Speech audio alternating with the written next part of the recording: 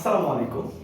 প্রিয় বাংলাদেশ, প্রিয় বাংলাদেশের মানুষ, আজকে কমার্স ডিরেকশনের পক্ষ থেকে তোমাদের সামনে একটি নতুন আবিষ্কার আমি তোমাদের সামনে নিয়ে এসেছি। সেটা হচ্ছে, জানো যে বিগত 54 বছরে বাংলাদেশের যে জঞ্জট যে রাষ্ট্র ব্যবস্থা, সেই রাষ্ট্র ব্যবস্থা থেকে বারবার ফ্যাসিবাদের জন্ম হয়েছে, বারবার তাদের পতন হয়েছে, সেটা ন্যাক্কারজনকভাবে।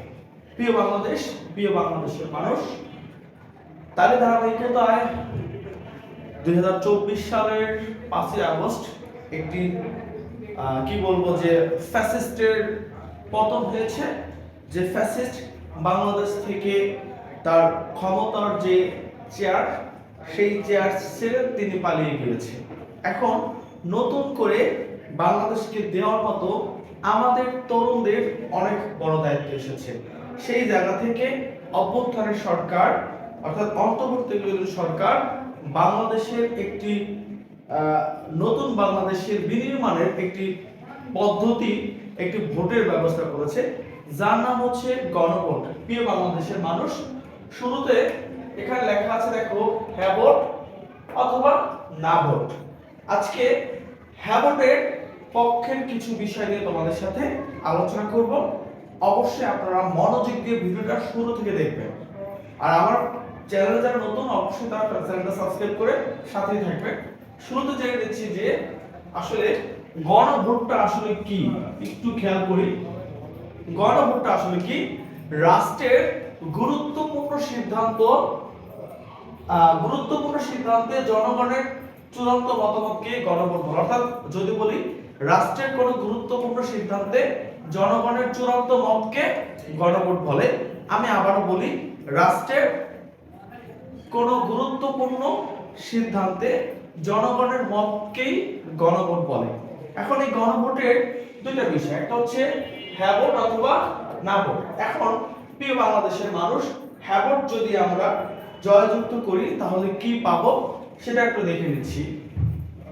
একটু খেয়াল করি, যদি আমরা হ্যাঁ ভোট অথবা না ভোট, হ্যাঁ ভোটের পক্ষে কিছু বিষয় একটু দেখি আমরা।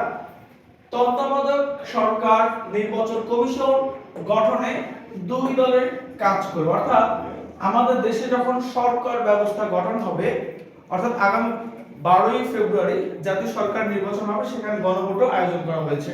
সেই সরকারের ব্যবস্থায় যদি হ্যাঁ ভোট জয়যুক্ত হয় তাহলে তত্ত্বাবধায়ক সরকার নির্বাচন কমিশন গঠনে দুই দল কাজ করবে। খেয়াল করবে, এরপর ক্ষমতায় থাকলে ইচ্ছা মতো সংবিধানের পরিবর্তন করা যাবে না। যদি কেউ সংবিধানের পরিবর্তন করতে চায়, সেক্ষেত্রে অবশ্যই আবার গণভোট লাগবে, জনগণের চূড়ান্ত সিদ্ধান্ত লাগবে। একটু খেয়াল করি, আবার সংবিধান পরিবর্তন করতে গণভোট চালু করতে হবে। ডেপুটি স্পিকার সংসদীয় কমিটির সভাপতি হবে বিরোধী দল থেকে এবং সেটা নির্বাচনের মাধ্যমে। কোন প্রধানমন্ত্রী, ইম্পর্টেন্ট একটা টপিক, 10 বছরের বেশি ক্ষমতায় থাকতে পারবে না।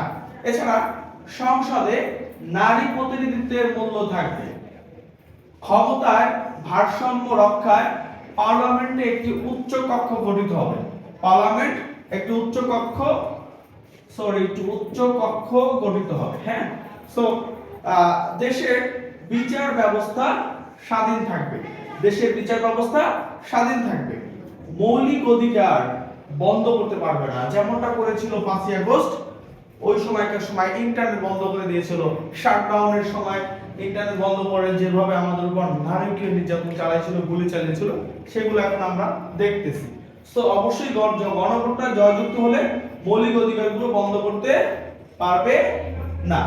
এরপর দেখো, অপরাধীকে রাষ্ট্রপতি কিন্তু চাইলেই ইচ্ছা মতো ক্ষমা করতে পারবে না। বড় ধরনের অপরাধ করছে, তাকে চাইলেই কেউ কোন রাষ্ট্রপতি সাধারণ ক্ষমা করে দিতে পারবে না। রাষ্ট্রপতি এবং প্রধানমন্ত্রীর ক্ষমতার মধ্যে একটি ভারসাম্য থাকবে, যেটা আমাদের দেশে নাই। যদি গণভোট জয়যুক্ত হয় তাহলে এটা আপনারা পাবেন। বাংলা সহ অন্যান্য জাতিগোষ্ঠীর ভাষা সংবিধানে থাকবে এবং সেটা স্বীকৃতি থাকবে। এখন আপনারা একটু চিন্তা করেন যে আপনারা গণভোটে হ্যাঁ ভোট দিবেন নাকি না ভোট দিবেন।